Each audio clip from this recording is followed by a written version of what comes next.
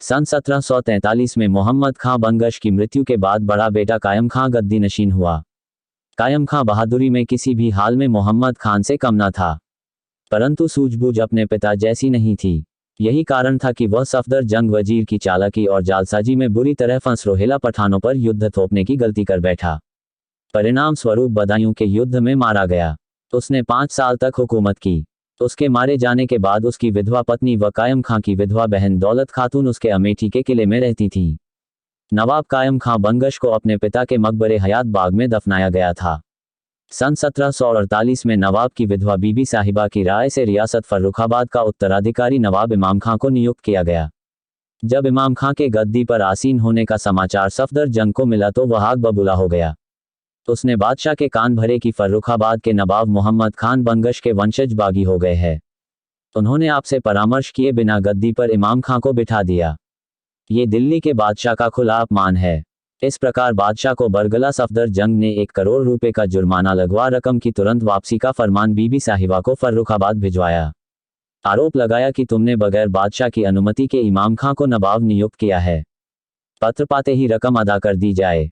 पत्र मिलते ही बीबी साहिबा को बड़ी चिंता हुई, क्योंकि बदायूं के युद्ध के कारण रियासती खजाना खाली था। इस कारण बीबी साहिबा को मना करना पड़ा। बादशाह मोहम्मद शाह का बेटा तो सफदर जंग के हाथों का खिलौना बन चुका था। वजीर के अतिरिक्त वह किसी की भी नहीं सुनता था। जुर्माने की रकम पहुंचने की वजीर सफदर जंग ने राह न देखी। सन 1749 को बादशाह को साथ लेकर वह कोला पहुंचा।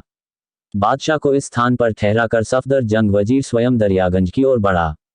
17 दिसंबर सन 1749 को राजा नवलराय सफदरजंग के मुलाजिम रामनारायण से आ मिला, जो पहले से ही फर्रुखाबाद की ओर सफदरजंग के आदेश से जा रहा था और जिसके पास उसके खुद के 10,000 सिपाही थे।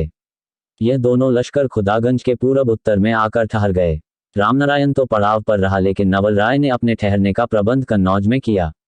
इधर बीबी साहिबा ने जब यह समाचार सुना कि नवाब सफदरजंग दरियागंज तक आ पहुंचा है, यह समाचार सुनकर बीबी साहिबा बहुत परेशान हो गई और सब लोग भी परेशान हो गए। बीबी साहिबा ने सभी हमदर्दों से परामर्श किया। अपने पुराने वफादार मुंशी साहब राय को तलब किया।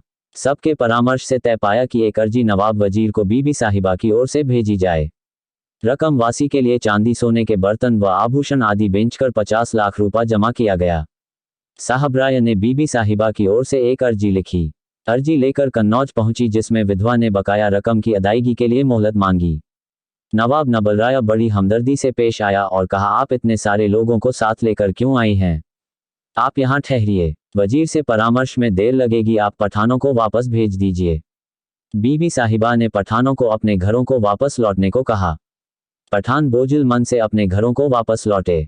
पठानों की वापसी के बाद राजा नवलराय ने बीबी साहिबा के खेमे पर पहरा बिठा दिया और रोजाना नित नए बहानों से बीबी साहिबा को धोखा देता रहा। एक दिन उसने बीबी साहिबा से कहा कि मैंने आपकी सिफारिश जनाब वजीर से की थी। उनका जवाब आया है कि आप इकरारनामे पर दस्तखत कर दीजिए। इकरारनामा पहले से तैयार करवा लिया था। यह कहकर बीबी साहिबा से दस्तखत करवा लिए। इकरारनामे से तय पाया कि जब तक बकाया रकम की अदायगी न हो जाए उस समय तक मोहम्मद खां बंगश के 5 बेटे और 5 चुनिंदा सरदारों को बतौर गिरवी रखा जाएगा।